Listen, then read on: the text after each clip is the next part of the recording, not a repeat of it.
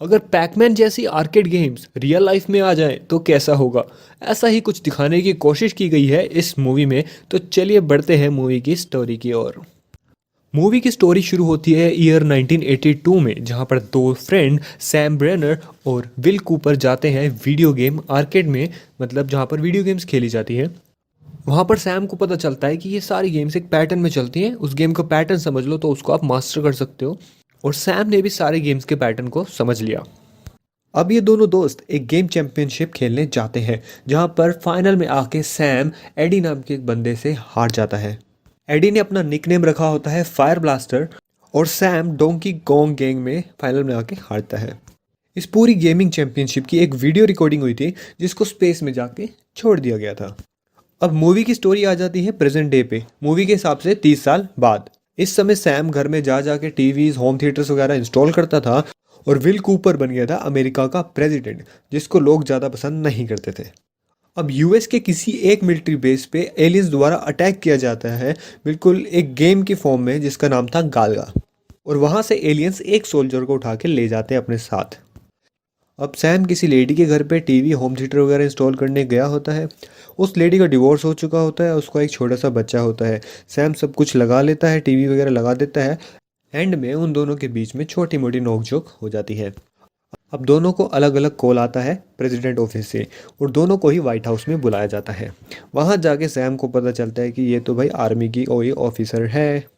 सबको ये एलियंस के द्वारा की गई अटैक की वीडियो दिखाई जाती है। सैम का एक पुराना फ्रेंड होता है लडलो, जो मिला था उनको वीडियो गेम चैंपियनशिप के दौरान। उससे डिस्कस करके वो ये कंक्लूजन निकालते हैं कि जो हमने 30 साल पहले वीडियो भेजी थी स्पेस में, उसका एलियंस ने गलत मतलब निकाल लिया है। एलियंस ने उस वीडियो को जंग का ऐलान समझ लिया है, और उसी गेम्स के बेस पे वो हमारी अर्थ पर अटैक कर रहे हैं। अब एलियंस टीवी वगैरह को हैक करके अचानक आते हैं टीवी स्क्रीन्स पर, और कहते हैं कि अगर हमने 3 राउंड जीत लिए तो हम पृथ्वी पे कब्जा कर लेंगे, पृथ्वी हमारी हुई। एलियंस अपने पहले अटैक की लोकेशन भी देते हैं। पहला अटैक होता है इंडिया में, ताजमहल पर। लेकिन इतनी जल्दी कुछ इन्फॉर्म नहीं कर पाए, तैयारी नहीं कर पाए, इसलिए वो राउंड वो हार जाते हैं, और वहाँ से एक इंडियन बंदे को एलियंस उठा के ले जाते हैं अपने साथ। अब टीवी पे दोबारा एक वीडियो आती है एलियंस द्वारा, जिसमें वो अपने अगले अटैक की लोकेशन बताते हैं। अब इतने में कुछ साइंटिस्ट रिसर्च वगैरह करके कुछ ऐसी लाइट्स बना लेते हैं जिनसे इन गेम के पिक्सल को मारा जा सके, ख़त्म किया जा सके।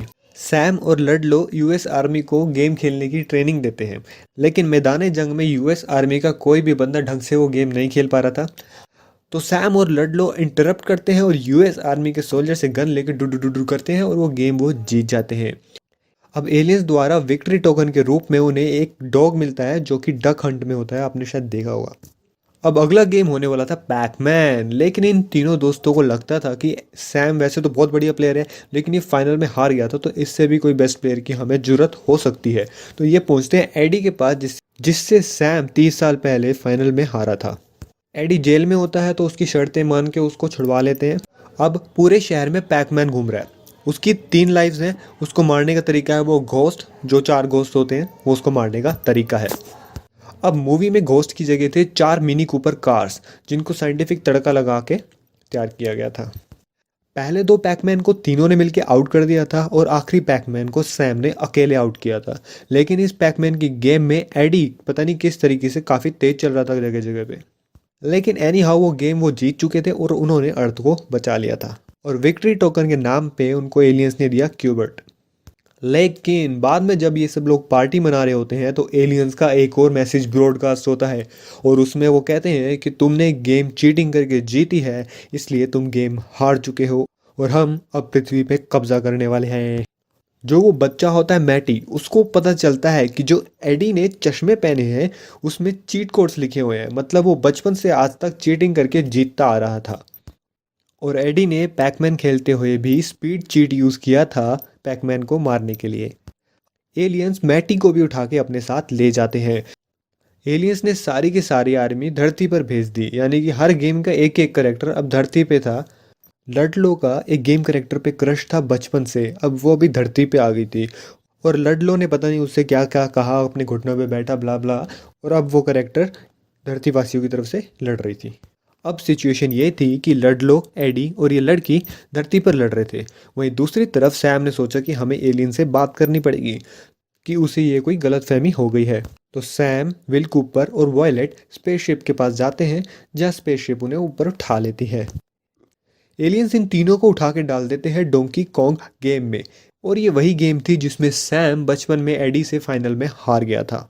अब सैम, विल कूपर और वायलेट तीनों गेम में हैं, और जो भी बंदों को किडनैप किया था एलियंस ने वो ऊपर खड़े हुए देख रहे थे। सैम थोड़ा सा गेम के दौरान निराश हो जाता है कि इस गेम का वर्ल्ड चैंपियन तो मैं हूं नहीं, इस गेम को मुझसे बेहतर कोई और खेलता है।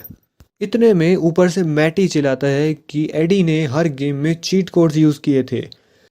तो सैम का आत्मविश्वास जाग जाता है कि अगर एडी ने चीटिंग करके जीता था तो असली वर्ल्ड चैंपियन तो सैम हुआ। तो फिर वो डिशुम डिशुम करके सीधा हथौड़ा उठा के किंग कोंग के मारता है और वो गेम वो जीत जाते हैं। जैसे ही वो किंग कोंग को मारते हैं, सारे जो एलियंस होते हैं वो सेल्फ डिस्ट्रैक्ट हो जाते हैं। साथ में लडलो की जो लीसा करेक्टर होती है जिसपे उसका क्रश होता है वो भी गायब हो जाती है। इंसानों और एलियंस के बीच में शांति का समझौता हो जाता है। एडी सैम से माफ़ी मांगता है चीटिंग करने के लिए। अब लडलो थोड़ा सा उदास है कि लीसा चलेगी, लेकिन जो क्यूबर्ट मिला होता है वो पता नहीं किसी तरह ट्रांसफॉर्म हो जाता है लीसा में, और फिर दोनों के बच्चे होते हैं छोटे छोटे क्यूबर्ट के रूप में। ये लॉजिक मुझे बिल्कुल समझ नहीं आया। वायलेट और सैम की भी शादी हो जाती है, हैप्पी एंडिंग हो जाती है। बस यही थी पूरी मूवी की कहानी।